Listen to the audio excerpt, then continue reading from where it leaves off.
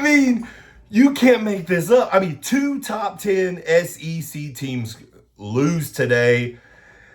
Embarrassing fashion, I might add. Missouri gets, beat down by Texas A&M, but that wasn't even the best thing that happened in the SEC. If you're a Florida fan or Georgia fan, I guess, Alabama goes on the road to Vanderbilt and loses 40-35. I mean, that's embarrassing. If you're an Alabama fan, if you're a Bama hater, you love this. But if you watch the game, Vanderbilt just looked like the better team. They were more physical. Their offensive line was just getting after that strong Bama defense. I mean, they were winning the trenches, especially on that.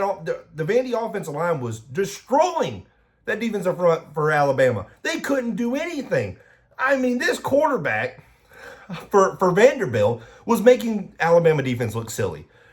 Diego Pavia, 16 of 20. If I'm saying his name wrong, I do apologize because he has the respect of me. His name should be said right. 16 of 20, 252 yards, 2 touchdowns through the air. But he had 20 carries for 56 yards. But, man, he was shredding that Alabama defense. I mean, wow. I mean, don't get me wrong. Ryan Williams probably made the play of the game and probably all over college football. I know Jeremiah Smith had a nice catch, but Ryan Williams, the body control he had, that was insane. But, I was watching this game, just throughout, because as soon as Vanderbilt went up 13-0, I was like, whoa. I was like, now that's a little concerning, especially for Alabama fans. So I turned it over, and I was like, that Vanderbilt offensive line is getting after it. They're moving the ball. It was how they were moving the ball was just so impressive. But Alabama, and I know Alabama fans are going to go, fire Kalen DeBoer. I know it's happening. I know it's going to.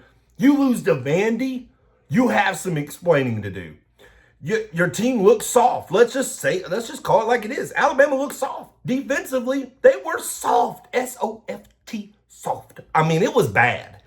Nobody can sit there and look at that game and say Alabama wasn't soft. You gave up 40 points to Vanderbilt. I don't care if it was on the road. I don't care if it's on the side of the street. You don't give up 40 points to Vanderbilt as an SEC defense, okay? This is the biggest upset that I can think of in some time. This really is. Alabama, the number 1 ranked team, coming off of a big-time win against Georgia. Maybe it's on the road they struggle with. I don't know. But Alabama just came out flat. And they couldn't ever just really sustain that momentum. They were struggling the entire game against Vanderbilt. Vanderbilt, if you watch the game, it almost looked like Vanderbilt was Alabama, the way they were playing, especially offensively. Just embarrassing for Alabama. And really, it's kind of embarrassing for the SEC losing to Vanderbilt, because now a lot of people are going to be like, is the SEC really that strong? You lose to Vanderbilt as the number 1 team, it's going to raise questions. And Kalen DeBoer is going to have a lot of questions to ask. Now, I know a lot of fans are probably going to say fire him, but I wouldn't go that far. But he has some questions to answer. You just don't lose to Vanderbilt. Your team either wasn't motivated, something. But I have a hard time believing if Nick Saban led this Alabama team, this would have ever happened. I don't think it would. It's just Alabama has the better players. They have the better coaching staff. They have I would say that, but Alabama got out-coached in this game. Let's not go. Let's go just off. On the field they got beat, but on the sideline, the coaches for Vanderbilt had a game plan and it worked to perfection. Diego Pavia was absolutely torching the Alabama defense. This is why I love college football. Everybody's like, oh, the NFL is so much better. The NFL, the only thing they really got, fantasy football for me. But college football is just so amazing. It is beautiful. The only time I say beautiful is to my wife, okay? But college football is beautiful. I really hardly ever say that word. But, the number 1 team goes down to a team that was pretty much a speed bump for a lot of teams. It's Vanderbilt.